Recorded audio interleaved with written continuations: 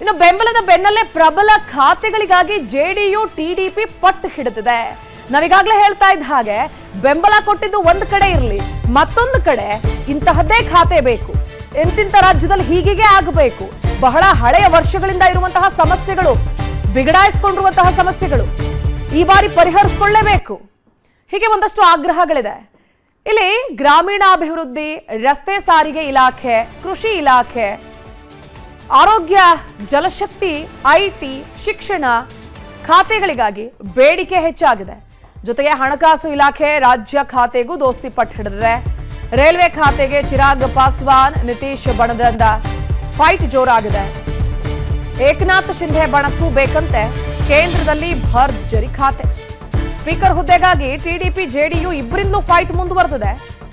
ಸಂಪುಟದಲ್ಲಿ ಮಂತ್ರಿ ಹುದ್ದೆ ಕೇಳಿದ ಜಿತನ್ ರಾಮ್ ಮಾಂಝಿ. ಈಶಾನ್ಯ ರಾಜ್ಯಗಳ ಸಂಸದರಿಂದಲೂ ಕೂಡ ಮಂತ್ರಿಗಿರಿಗೆ ಬೇಡಿಕೆ ಹೆಚ್ಚಾಗಿದೆ. ತೀವ್ರ ಕುತೂಹಲ ಮೂಡಿಸ್ತಾ ಇದೆ. ಬಿಜೆಪಿಯ ಮುಂದಿನ ನಡೆ ಏನಾಗಿರುತ್ತೆ ಅನ್ನೋದು. ಸಹಜವಾಗಿ ಸಿಂಗಲ್ ಲಾರ್ಜೆಸ್ಟ್ ಪಾರ್ಟಿಯಾಗಿ ಹೊರಹೊಮ್ಮಿದ್ರೆ ಇಷ್ಟೆಲ್ಲ ತಲೆನೋವಿರ್ತಿರ್ಲಿಲ್ಲ. ಓವರ್ ಕಾನ್ಫಿಡೆನ್ಸ್ ಇಂದ ಈ ರೀತಿ ಆಯ್ತು ಅಂತ ಜನ ಮಾತನಾಡ್ಕೊಳ್ತಾರೆ, ವಿರೋಧ ಪಕ್ಷಗಳು ಹೇಳ್ತಾವೆ.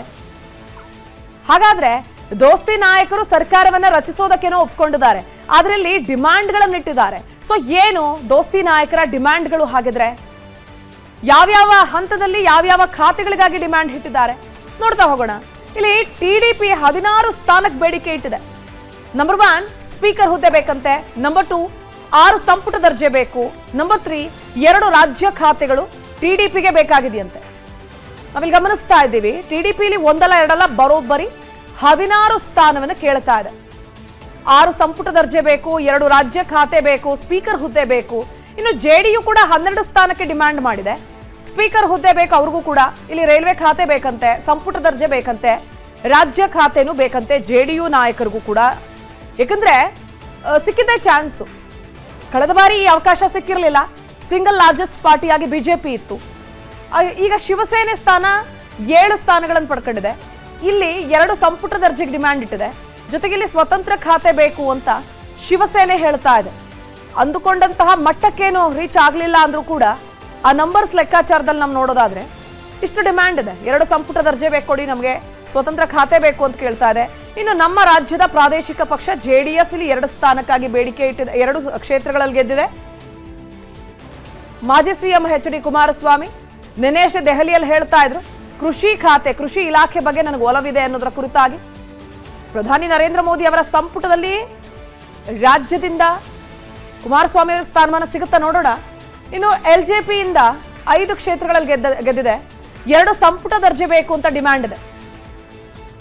ಯಾರೆಲ್ಲ ಕೈ ಜೋಡಿಸಿದಾರಲ್ಲ, NDA ಭಾಗವಾಗಿದ್ದಾರಲ್ಲ, ಅವರೆಲ್ಲರೂ ಕೂಡ ತಮ್ಮದೇ ಆದಂತಹ ಒಂದು ಡಿಮ್ಯಾಂಡ್ ಇಟ್ಟಿದ್ದಾರೆ. ಅವರು ಎಷ್ಟು ಕ್ಷೇತ್ರಗಳಲ್ಲಿ ಗೆದ್ಕೊಂಡು ಬಂದಿದ್ದಾರೆ ಅದರ ಆಧಾರದ ಮೇಲೆ ಡಿಮ್ಯಾಂಡ್ಗಳನ್ನ ಬಿಜೆಪಿ ಹೈಕಮಾಂಡ್ ಮುಂದೆ ಅಥವಾ ಬಿಜೆಪಿಯ ಮುಂದೆ ಇಡ್ತಾ ಇದ್ದಾರೆ. ಇನ್ನು HAM 1 ಸ್ಥಾನವನ್ನು ಪಡ್ಕೊಂಡಿದೆ.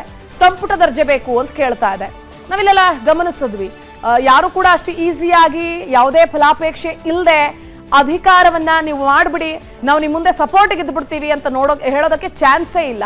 ಅದರ ಲೆಕ್ಕಾಚಾರವನ್ನ ನಾವು ನೋಡಿದ್ವಿ. ಇನ್ನು ಮುಂದುವರೆದು ಪ್ರಧಾನಿ ಮೋದಿ ಸರ್ಕಾರದಲ್ಲಿ ಸಂಪುಟ ರಚನೆನೇ ಇಲ್ಲಿ ಬಹಳ ದೊಡ್ಡ ತಲೆನೋವು ಅಥವಾ ಸರ್ಕಸ್ ಆಗಬಹುದು ಅನ್ನೋದಕ್ಕೆ ಇದಕ್ಕಿಂತ ದೊಡ್ಡ ಅಥವಾ ಸ್ಪಷ್ಟ ಉದಾಹರಣೆ ಮತ್ತೊಂದಿಲ್ಲ ಅಂತ ಅನ್ಸುತ್ತೆ. ಯಾಕಂದ್ರೆ ಈ ಹಿಂದೆ ಅವರಿಗೆ ಯಾರು ಬೇಕು, ಅವರ ಆಡಳಿತ ಏನಿತ್ತು, ಅವರ ಕ್ಯಾಲಿಬರ್ ಅನ್ನ ನೋಡಿ ಸಚಿವ ಸಂಪುಟಕ್ಕೆ ಸೇರಿಸಿಕೊಳ್ಳಲಾಗ್ತಾ ಇತ್ತು. ಆದ್ರೆ ನಮೋ 3.0 ಕ್ಯಾಬಿನೆಟ್ ನಲ್ಲಿ ಯಾರಿಗೆಲ್ಲ ಈ ಬಾರಿ ಚಾನ್ಸ್ ಸಿಗುತ್ತೆ ಅನ್ನೋದೇ ಪ್ರಶ್ನೆ. ಮೋದಿ ಮತ್ತೆ ಅಧಿಕಾರದ ಬೆನ್ನಲ್ಲೇ ರಾಜ್ಯದಿಂದಲೂ ನಿರೀಕ್ಷೆ ಹೆಚ್ಚಾಗಿದೆ. ಪ್ರಧಾನಿ ಮೋದಿ ಸಚಿವ ಸಂಪುಟದಲ್ಲಿ ಯಾರಿಗೆ ಜಾಕ್ಪಾಟ್ ಹೊಲಿಯುತ್ತೆ ಹಾಗಿದ್ರೆ ಈ ಬಾರಿ? ನಮೋ ಕ್ಯಾಬಿನೆಟ್ ನಲ್ಲಿ ರಾಜ್ಯದಿಂದ 4 ರಿಂದ 5 ಜನರಿಗೆ ಸ್ಥಾನ ಸಿಗಬಹುದು ಅನ್ನೋ ಲೆಕ್ಕಾಚಾರಗಳಿದೆ. ಇಲ್ಲಿ ಪ್ರಮುಖವಾಗಿ ಕೇಳ್ಬರ್ತಾ ಇರೋ ಹೆಸರು ಕೇಂದ್ರ ಸಚಿವರಾಗಿದ್ದಂತಹ, ಈಗ ಮತ್ತೊಮ್ಮೆ ಆಯ್ಕೆಯಾಗಿ ಬಂದಿರುವಂತಹ ಪ್ರಹ್ಲಾದ್ ಜೋಶಿ ಅವರ ಹೆಸರು. ಈ ಬಾರಿಯೂ ಅವರಿಗೆ ಮೋದಿ ಸಂಪುಟದಲ್ಲಿ ಸ್ಥಾನಮಾನ ಸಿಗುತ್ತೆ ಅನ್ನೋದು ಬಲವಾಗಿ ಕೇಳ್ಬರ್ತಾ ಇರೋ ಮಾತು. ಅನುಕ್ಷಣದ ಸುದ್ದಿಗಳಿಗಾಗಿ ವಿಸ್ತಾರ ನ್ಯೂಸ್ ಯೂಟ್ಯೂಬ್ ಚಾನೆಲ್ ಸಬ್ಸ್ಕ್ರೈಬ್ ಮಾಡಿ. ಹೊಸ ಸುದ್ದಿಗಳ ನೋಟಿಫಿಕೇಶನ್ಗಾಗಿ ಬೆಲ್ ಐಕಾನ್ ಕ್ಲಿಕ್ ಮಾಡಿ. ಲೇಟೆಸ್ಟ್ ಅಪ್ಡೇಟ್ಸ್ಗಾಗಿ www.vistaranews.com ವೆಬ್ಸೈಟ್ಗೆ ವಿಸಿಟ್ ಮಾಡಿ. ಅಂಗೈಯಲ್ಲೇ ಜಗತ್ತಿನ ಸುದ್ದಿ ತಿಳಿಯಲು ವಿಸ್ತಾರ ನ್ಯೂಸ್ ಕನ್ನಡ ಆಪ್ ಡೌನ್ಲೋಡ್ ಮಾಡಿ.